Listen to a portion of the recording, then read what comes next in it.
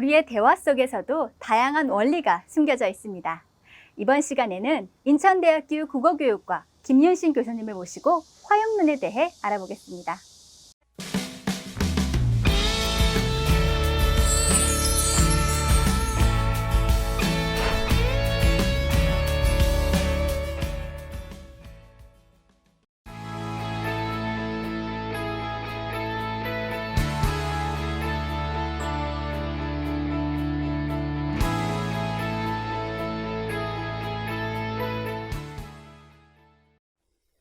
안녕하세요. 지난 차시 구어와 문어의 이해에 이어서 이번 차시에 한국어 화용론의 이해를 강의할 인천대학교 국어교육과 김윤신입니다. 이번 시간에 공부할 한국어 화용론은 실제 상황에서 우리의 말이 어떻게 해석되는지를 알아보는 것입니다. 이를 위해 공부할 내용은 화용론의 개념, 담화와 맥락, 직시와 조응, 발화 행위, 대화상 협력의 원리와 함축, 그리고 마지막으로 공손성의 원리입니다. 이러한 현상들이 한국어에서 어떻게 나타나고 해석되는지 살펴보도록 하겠습니다. 아는 사람을 길에서 만나는 경우에 우리는 안녕하세요 라는 인사 대신에 어디 가세요 라고 하기도 하고 식사하셨어요 라고 말을 건네기도 합니다. 우리는 안녕하세요가 아닌 다른 말도 금방 다른 표현의 인사말이라는 것을 이해합니다. 이렇게 이해할 수 있는 것은 길에서 처음 만난 사람이므로 인사를 해야 한다는 상황이라는 맥락 때문입니다. 화용론은 이와 같이 맥락에 따라서 해석되는 말의 의미에 대해서 공부할 것입니다. 그러나 화용론에 대해서는 매우 다양한 정의가 존재합니다. 레빈스는 1983년 저서에서 화용론은 언어의 이해에 대한 설명을 바탕이 되는 맥락과 언어 사이의 관계에 대한 연구라고 했습니다. 또한 율은 1996년 저서에서 화용론을 언어 형식과 그것을 사용하는 사용자 간의 관계를 연구하는 학문이라고 했습니다. 레빈스는 포괄적인 맥락을 언급했다면 율은 사용자인 화자와 청자를 강조했다는 점이 차이점입니다. 이와 달리 메이는 2001년 저서에서 화용론을 사회적 조건에 의해 결정되는 인간의 의사소통에서 언어 사용에 대해 연구하는 것이라고 정의했습니다. 메이는 언어 사용의 맥락을 사회적 측면으로 더욱 확대했습니다. 이러한 다양한 정의들을 모두 종합해 보면 보편적으로 화용론은 언어 표현과 맥락과의 관계 속에서 발화 사용의 원리와 의미를 연구하는 언어학의 한 분야로 정의할 수 있습니다. 여기서 중요한 것은 맥락과 발화 사용이라고 할 수 있습니다. 그러면 화용론에서는 어떤 것들을 연구할까요? 율의 1996년 저서에서는 4가지의 연구 범위를 제시했습니다. 먼저 화용론은 화자의 의미를 연구합니다. 이때 화자의 발화 행위를 중심으로 화자가 의도한 의미를 연구해야 합니다. 그 다음 화용론은 맥락 의미를 연구합니다. 언어 표현이 특정 맥락에서 의미하는 것과 그 맥락이 발화에 영향을 미치는 방법에 대해서 연구합니다. 이 맥락 의미에서 연구하는 대표적인 현상은 조응입니다. 그리고 화용론은 말해진 것 이상의 것을 의사소통하는 방법에 대해서 연구합니다. 말해진 것 이상의 것과 관련된 화용론적 원리나 현상은 대화 협력의 원리와 공손성의 원리, 그리고 함축입니다. 마지막으로 화용론은 상대적 거리의 표현을 연구합니다. 보통 사람들은 물리적, 심리적 거리를 헤아려 발화합니다. 이때 이 거리가 언어적으로 표현되는데 이는 주로 직시와 관련되어 있습니다. 그렇다면 화용론의 연구가 이루어지는 단위는 무엇일까요? 화용론을 간단히 정의하면 특정한 상황에서의 의미를 연구한다고 할 수 있습니다.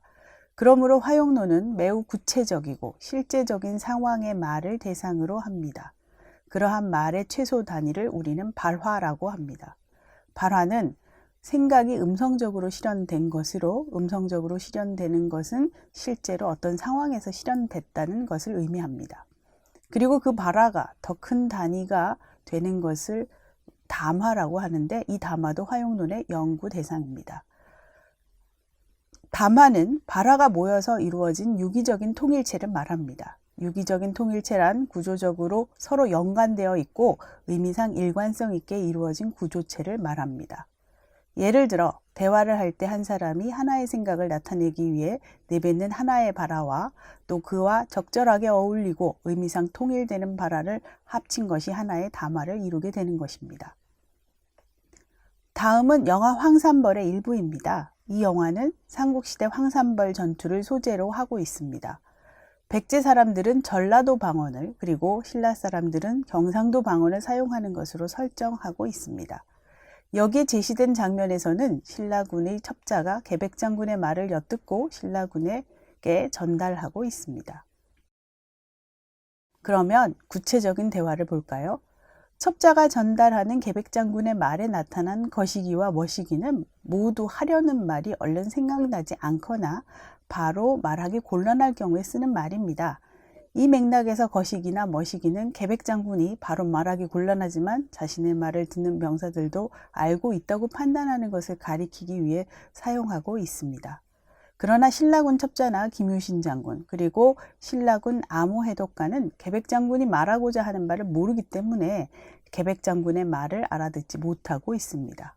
그것은 계백장군과 백제 병사들 사이의 상황을 신라 사람들은 모르기 때문입니다. 앞에서 살펴본 것처럼 화자와 청자가 처한 상황에 따라서 그 의미는 각기 달리 해석이 됩니다. 이와 같이 발화가 일어나는 상황을 우리는 맥락 또는 장면이라고 합니다. 맥락은 크게 상황 맥락과 사회 문화적 맥락으로 나눌 수 있습니다. 상황 맥락은 다시 언어 내적 맥락과 언어 외적 맥락으로 나누어집니다.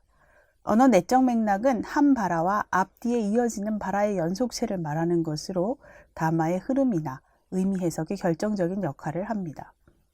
언어 외적 맥락은 화자와 청자가 있는 시간과 공간을 말합니다. 앞의 영화 장면에서 보면 신라군 첩자와 김유신 장군 그리고 암호해독 간의 발화로 이루어진 대화 자체는 언어 내적 맥락을 구성하며 그들이 존재하는 시간과 공간은 언어 외적 맥락이 됩니다. 사회 문화적 맥락은 문화권에 따라 달라지는 맥락입니다. 앞의 영화 장면에서 신라군에 속한 사람들이 계백장군의 말을 이해하지 못하는 것은 다른 문화권에 속하기 때문이라고도 할 수 있습니다. 그러면 화용론적 현상을 한국어와 관련지어 하나씩 살펴보겠습니다. 맥락과 관련된 화용론적 현상 중에서 가장 대표적인 것은 직시, 다익시스입니다. 직시는 맥락에 의해서 지시체가 결정되고 이해되는 현상을 말합니다. 즉, 상황상 무엇인가를 가리키는 것 자체를 말합니다. 이러한 직시를 나타내는 언어 표현을 직시 표현이라고 합니다. 예에 제시된 바와 같이 나나 너는 화자와 청자를 각각 가리키는데 발화 상황이 설정되지 않고서는 해석되지 않습니다. 말하는 장소와 시간이 있다면 거기에서 말하는 사람은 화자, 듣는 사람은 청자가 되는 것입니다. 또한 두 번째 예문의 내일도 오늘이라는 시간적 상황이 주어지지 않는다면 해석되지 않는 시간 표현입니다. 이와 같이 상황적 맥락에 의존하지 않고서 해석될 수 없는 표현들이 직시 표현에 해당한다고 할 수 있습니다. 앞에서 말했듯이 직시 표현은 맥락에 의해서 그 의미가 결정된다고 했습니다. 그렇다면 어떤 방식으로 그 의미가 결정되는 것일까요? 그것은 직시의 중심과 관련이 있습니다. 직시의 중심은 화자가 어떤 대상을 가리킬 때 중심이 되는 기준점을 말합니다. 일반적으로 직시의 중심은 바로 나, 지금, 여기입니다. 화자와 화자가 존재하는 시간 그리고 장소를 말하는 것입니다. 이것을 기준으로 청자는 너, 화자도 청자도 아닌 사람은 그입니다. 대체로 화자가 바뀔 때마다 직시의 중심도 바뀌므로 나는 너가 되고 그가 나가 될 수도 있습니다. 어찌 보면 세상에 존재하는 모든 사람들이 모두 잠재적인 나인 셈이죠. 또한 화자인 나와 가까운 사람은 이이고 화자인 나와 청자인 너 모두로부터 멀어진 장소는 저기 그리고 오늘을 기준으로 하루 전은 어제입니다. 이처럼 직시 표현의 의미를 직시의 중심을 참조하여 정할 수 있습니다. 그런데 직시의 중심이 가끔 다른 곳으로 이동하여 그곳에 화자 자신이 위치한 것처럼 말하는 경우가 있는데 이러한 경우는 직시의 투사라고 합니다. 다시 말해 화자가 자신이 실제로 처한 시간과 장소를 벗어나는 직시의 중심을 의식적으로 설정하고 말하는 것이지요. 예를 들어 지금 잘 쓰지는 않지만 전화를 못 받을 경우에 사람들이 메시지를 받기 위해서 자동응답기를 사용했습니다. 이때 자동응답기의 알림 메시지를 녹음할 때 화자는 지금 외출 중입니다 라고 녹음합니다. 이때 지금은 녹음하는 시점을 가리키는 것이 아니고 전화를 한 사람이 자동응답기에 녹음되는 메시지를 듣는 시점을 이야기합니다. 결국 미래에 올 시점이며 청자 입장의 지금을 말하고 있는 것이고 화자는 직시의 중심을 그때로 옮겨놓고 발화하는 것입니다. 또 아직 집에 들어오지 않은 아버지가 아들에게 전화를 걸어 엄마 집에 오셨니? 라고 묻습니다. 오다는 화자가 자신이 존재하는 장소로 어떤 대상이 접근하는 것을 나타내는 직시 표현입니다. 따라서 아버지가 아들이 있는 집 안으로 직시의 중심을 옮겨놓지 않으면 이러한 발화는 불가능합니다. 다시 말해 아버지는 청자인 아들이 있는 장소로 직시의 중심을 옮겨놓고 이야기하는 것이죠. 그러면 직시 표현에는 어떤 것들이 있을까요? 먼저 우리가 사용하는 인칭대명사와 지시대명사가 대표적인 직시 표현입니다. 특히 한국어의 지시대명사는 영어와 달리 화자와 청자를 모두 고려하여 나눕니다. 즉 직시의 중심이 화자, 청자, 화자와 청자 모두가 되는 것이죠. 화자에게 가까우면 이것, 여기, 청자에게 가까우면 그것, 거기, 그리고 화자와 청자 모두에게 멀면 저것, 거기라고 합니다. 그러나 영어의 지시대명사는 그렇지 않습니다. 오로지 직시의 중심이 화자로 고정되어 있습니다. 화자에게 가까운 경우에는 this나 here, 화자에게 먼 경우는 청자의 위치에 상관없이 that이나 there라고 합니다. 시간 표현 지금, 어제, 오늘, 내일, 작년, 올해, 내년 등은 전형적인 직시 표현입니다. 이 표현들은 모두 지금이라는 시간을 직시의 중심으로 삼아서 판단할 수 있습니다. 2019년 8월 5일과 같은 구체적인 날짜를 제시하는 것은 직시적이지 않지만 오늘을 기준으로 하루 전을 나타내는 어제는 직시입니다. 왜냐하면 오늘이 며칠이냐에 따라서 구체적으로 지시하는 날짜가 달라질 수 있기 때문입니다. 조금 특이한 것은 이동동사들이 직시 표현이라는 것입니다. 이것은 우리가 잘 알지 못하는 부분입니다. 앞선 예에서 잠시 언급했지만 한국어와 영어는 모두 화자만을 직시 중심으로 삼습니다. 다시 말해 이동동사의 경우에 말합니다. 화자에게 가까워지는 이동은 오다, come, bring 등이고 화자에게 멀어지는 이동은 가다, go, take 등입니다.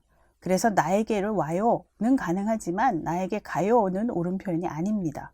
그런데 가다의 경우에는 이동의 목적지가 항상 화자로부터 멀어져야지만 하지만 오다는 직시의 중심을 이동할 수 있습니다. 너희 집에 와도 되니? 라고 하거나 I will come to you as soon as possible 이라고 말할 때는 화자가 청자 쪽으로 직시의 중심을 이동시켜 놓은 경우입니다. 그러므로 오다는 직시의 중심으로 무엇인가가 가까워지는 이동이라고 할 수가 있지요. 그런데 이러한 직시 표현이 직시의 중심으로부터 파악되는 객관적이고 물리적인 거리만을 나타내는 것이 아니라 상대적인 거리를 표현하기도 합니다. 상대적인 거리도 맥락에 의해서 해석되는데 이는 주로 화자와 청자의 인지적 측면, 즉 심리적 거리를 반영합니다. 예를 들어 부정적인 측면으로의 변화를 나타낼 경우에는 화자에게 멀어지는 이동동사를 사용하고 긍정적인 측면으로의 변화를 나타내는 경우에는 화자에게 가까워지는 이동동사를 사용하는 경향이 있습니다. 그래서 생선이 상했을 경우에 이 생선 영 맛이 갔네? 라고 하거나 정신이 잃었던 어떤 사람이 의식을 되찾으면 이제 좀 정신이 돌아오니? 라고 말할 수 있습니다. 이처럼 직시 표현은 화자의 위치, 화자의 시점을 기준점인 직시의 중심으로 대상의 위치를 파악하여 해석해야 합니다. 직시와 유사하지만 언어 내적 맥락에 의해서 그 의미가 결정되는 현상이 있습니다. 그것이 바로 조응, 아나포라입니다. 조응은 담화 속에 이미 언급한 대상을 다시 어떤 언어 표현이 지시하는 현상입니다. 조응에 사용되는 언어 표현을 조응어, 아나포라고 합니다. 대명사, 특히 3인칭 제기대명사나 또는 대동사구가 조응어로 사용되는 대표적인 표현입니다. 선행사, 즉 담화상에 언급된 언어 표현은 그것을 다시 가리키는 조응어와 항상 동일한 지시물을 지시해야 합니다. 이러한 경우를 공지시적이라고 합니다. 예를 살펴보면 첫 문장에서 앞에 나온 철수는 뒤에서 개라는 대명사로 다시 언급되었고, 최신 자전거는 뒤에 그개라는 대명사로 다시 언급되고 있습니다. 이때 앞에 철수와 뒤에 개가 가리키는 사람을 동일하며 앞이 최신 자전거와 뒤에 그개도 대상이 동일합니다. 또 제기대명사가 사용된 두 번째 예를 보면 3인칭 주어인 철수는 뒤에서 다시 언급될 때 자기라는 대명사로 다시 표현됩니다. 이때 두 표현은 모두 같은 사람을 가리킵니다. 세 번째 예는 대동사구를 보여줍니다. 앞에 나오는 등산을 좋아하는 데는 뒤에서 대동사인 그런다로 대신 표현됩니다. 이 두 표현은 모두 등산을 좋아하다라는 동일한 행위를 나타냅니다. 직시와 조응은 모두 가리킴 현상입니다. 그러나 직시는 언어 외적 맥락에 의존하여 해석되는 반면 조응은 언어 내적 맥락에 의존하여 해석된다는 점이 다릅니다. 다음은 발화행위에 대해서 알아보겠습니다. 발화행위는 담화의 요소인 발화가 어떤 행위를 수행하는 것을 말합니다. 이를 줄여서 화행이라고도 하고 화행을 다루는 이론을 화행이론이라고 합니다. 화행이론은 1950년대 영국의 언어 철학자 오스틴이 처음 제안했고 그 제자 서울이 발전시켰습니다. 오스틴은 1962년의 저서에서 문장의 참과 거짓을 판단하는 논리실증주의적 의미론을 비판하면서 말로써 하는 행위, 즉 발화행위의 특징을 제안했습니다. 첫째, 모든 문장은 참과 거짓으로 판단되지 않고 질문, 명령, 요청, 감탄과 같은 다양한 의미를 나타냅니다. 예에서 볼 수 있는 것처럼 의문문이 나타내는 질문의 행위, 명령문이 나타내는 명령의 행위, 그리고 의문문 형식의 요청의 행위, 감탄문이 나타내는 감탄의 행위 등은 이러한 주장과 상통합니다. 또한 감사합니다나 미안합니다 같은 발화는 이 말을 하지 않고서 감사의 행위나 사과의 행위를 할 수 없습니다. 따라서 참과 거짓으로 판단되지 않는 문장이 수행하는 그런 행위를 발화행위라고 할 수 있습니다. 발화행위의 두 번째 특징은 하나의 문장 형태가 여러 가지 발화행위를 수행할 수 있다는 것입니다. 예로 제시된 문장들은 모두 평서문입니다. 그렇다 첫 번째 문장은 약속을, 두 번째 문장은 명령을, 그리고 세 번째 문장은 경고, 마지막 문장은 요청을 각각 나타냅니다. 이러한 발화행위는 세 가지 유형으로 나눌 수 있습니다. 형식과 의미를 지닌 언어 단위를 발화하는 행위인 엄표행위, 그리고 엄표행위 안에서 수행되는 발화 효력을 나타내는 엄표 내적 행위, 또한 엄표 내적 행위의 효력이 달성된 결과인 엄표 효과 행위가 있습니다. 이 가운데 발화 행위가 어떤 기능을 나타내는가는 엄표 내적 행위에 달려 있다고 할 수 있고, 발화 행위를 연구할 때 가장 중요한 것은 바로 이 엄표 내적 행위입니다. 그럼 이 발화 행위의 유형을 사례를 들어 생각해 봅시다. 무척 더운 어느 날 어떤 사람이 에어컨 리모컨 옆에 있는 동생에게 방이 너무 덥다 라고 말합니다.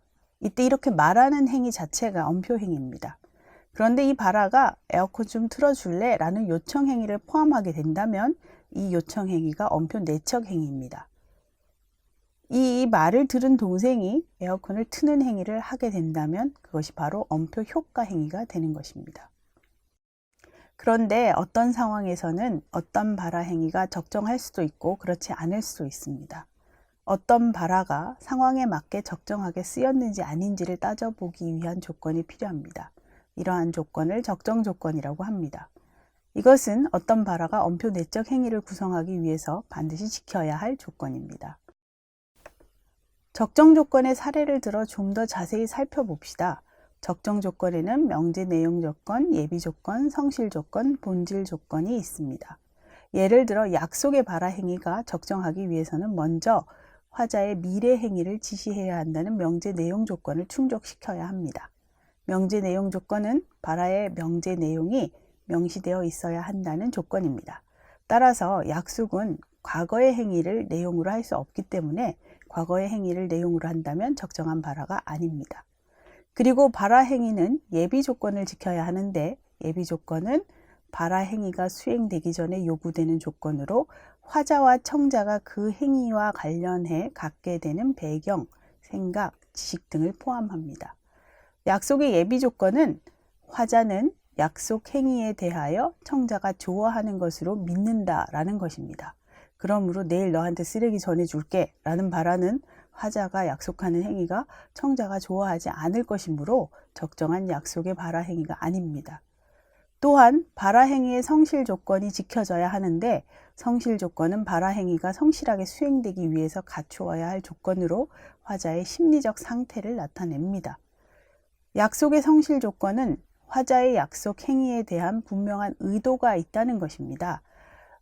만약 나는 그럴 의도는 없지만 내일 내 가방 빌려줄게 라고 한다면 약속의 성실 조건을 어기게 되는 적정하지 못한 발화가 됩니다.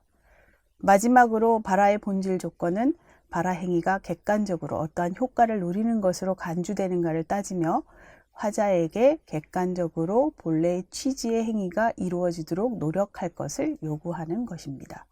따라서 약속의 본질 조건은 화자가 약속의 수행에 대한 객관적 의무를 갖는 것입니다. 그러므로 예를 들어서 내가 그럴 의무는 없지만 내가 내일 내 가방 빌려줄게 라고 하는 것은 약속의 본질 조건을 어긴 적정한 약속의 발화가 아닙니다. 그런데 발화 행위, 즉 화행은 발화의 형태와 기능의 일치 여부에 따라서 직접 화행과 간접 화행 두 가지로 나눌 수 있습니다. 먼저 직접 화행은 발화의 형태와 기능이 일치하는 경우입니다. 예에서 볼 수 있는 것처럼 의문형 종결 어미로 끝난 문장이 의문문의 기능을 수행하고 명령형 종결 어미로 끝난 문장은 명령문의 기능을, 그리고 청유형 종결 어미로 끝난 문장이 청유문의 기능을, 그리고 평서문의 종결 어미로 끝난 문장이 평서문의 기능을 각각 수행하는 경우가 여기에 속합니다. 발화 행위의 입장에서 보면 의문문은 질문의 직접 화행, 그리고 명령문은 명령의 직접 화행, 청유문은 제안의 직접 화행, 마지막으로 평서문은 진술이나 단언의 직접 화행을 수행합니다. 반면 간접 화행은 발화의 형태와 기능이 일치하지 않는 경우입니다. 가장 많은 간접 화행은 예에서 제시한 발화와 같이 형태상 평서형 종결 어미로 끝난 평서문이거나 의문형 종결 어미로 끝난 의문문이 기능상 명령이나 요청의 기능을 수행하는 경우로 나타납니다. 평서문인 조용히 들어봅시다는 조용히 들어보아라 라는 명령의 화행을 수행하고 돈 가진 거 있니? 라는 의문문은 돈 좀 빌려다오 라는 요청의 화행을 수행할 수 있습니다. 그러면 왜 형태와 기능이 일치하지 않는 간접 화행이 나타나게 되는 것일까요? 이것은 배려를 위한 것입니다. 명확하게 어떤 행위를 수행하는지 밝히는 것은 청자와 화자에게 모두 부담이 됩니다. 예를 들어 이름이 뭡니까? 라는 명시적 질문은 청자에게도 반드시 이름에 답을 하지 않으면 안 된다는 부담을 주게 되고 또 청자가 답을 거부하는 것에 대해 화자가 부담을 느끼게 되는 것입니다. 만약 이 발화를 이름을 말씀해 주시면 좋겠습니다 정도의 간접 화행으로 수행한다면 청자는 자신의 이름을 말하는 것에 대해 더 부담을 덜 느끼게 되고 화자도 청자가 거부해도 덜 부담스러운 상황이 됩니다. 따라서 화자의 발화에 대한 청자의 부담을 줄이는 청자에 대한 배려와 청자의 반응에 대한 부담을 줄이는 화자 자신에 대한 배려가 간접 화행의 동기가 됩니다. 그럼 이것으로 이번 차시 강의를 마치겠습니다. 감사합니다.